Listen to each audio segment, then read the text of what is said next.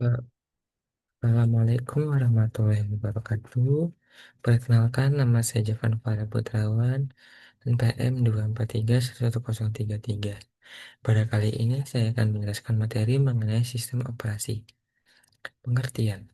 Sistem operasi merupakan sebuah penghubung antara pengguna komputer dengan perangkat keras komputer.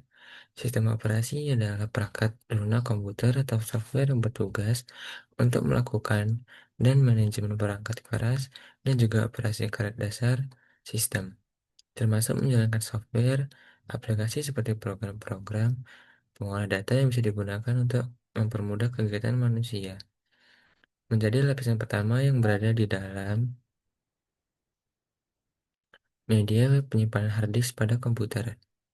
Peranan dan fungsi. Yang pertama ada sebagai kernel, program yang terus berjalan menerus selama komputer tengah dijalankan. Sebagai guardian, penyedia kontrol akses yang melindungi file dan memberikan pengawasan kepada proses pembacaan, penulisan, atau eksekusi data dan program. Sebagai gatekeeper, mengendalikan siapa saja yang memang berhak untuk masuk ke dalam sistem dan mengawasi tindakan apa saja yang bisa mereka lakukan saat setelah masuk di dalam sistem.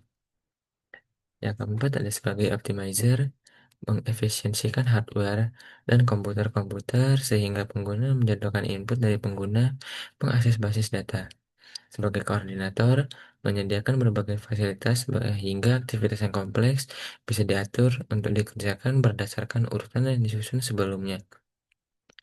Sebagai program controller, program yang berguna untuk mengontrol program aplikasi lainnya. Sebagai server, menyediakan layanan yang memang sering dibutuhkan oleh pengguna, entah itu secara eksplisit maupun implisit, seperti mekanisme akses dan fasilitas interrupt.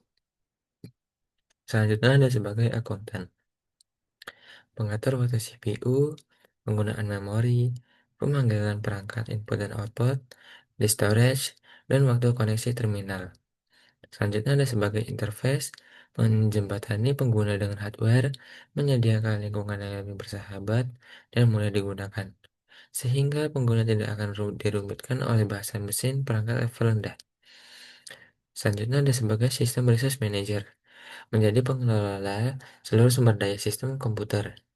Selanjutnya ada sebagai virtual machine, menyediakan layanan seperti menyembunyikan kompleksitas, pemrograman, dan menyajikan fasilitas yang lebih mudah dalam penggunaan perangkat keras. Tujuannya yaitu dapat merancang sendiri serta dapat memodifikasi sistem yang telah ada sesuai kebutuhan kita, agar dapat memilih alternatif sistem operasi, memaksimalkan penggunaan sistem operasi, dan agar konsep dan teknik sistem operasi dapat diterapkan pada aplikasi-aplikasi lain. Jenis-jenisnya yang pertama ada single user, single staging. Hanya dapat digunakan oleh satu pengguna dan menjalankan satu proses pada satu waktu. Contohnya MS-DOS. Yang kedua ada single user, multitasking.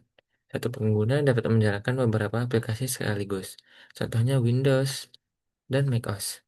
Selanjutnya ada multi-user. Beberapa pengguna dapat mengakses sistem secara bersamaan. Contohnya Unix atau Linux. Kemudian ada Real-Time Operation System, RTOS.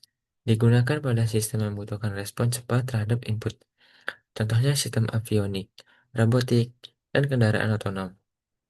Dan terakhir ada Embedded OS, dirancang khusus untuk perangkat tertentu dengan fungsi terbatas. Contohnya Android pada smartphone, VxWorks pada peralatan industri. Komponen utamanya pertama ada kernel, inti dari sistem operasi yang bertanggung jawab mengelola sumber daya. Selanjutnya ada file system, mengatur penyimpanan dan pengambilan data di perangkat. Selanjutnya ada device driver, menghubungkan sistem operasi dengan perangkat keras. Selanjutnya ada system calls, menyediakan antarmuka bagi program aplikasi untuk berinteraksi dengan kernel. Yang terakhir ada user interface, bisa berupa command interface atau graphic user interface. Sekian materi yang dapat saya sampaikan. Wassalamualaikum warahmatullahi wabarakatuh.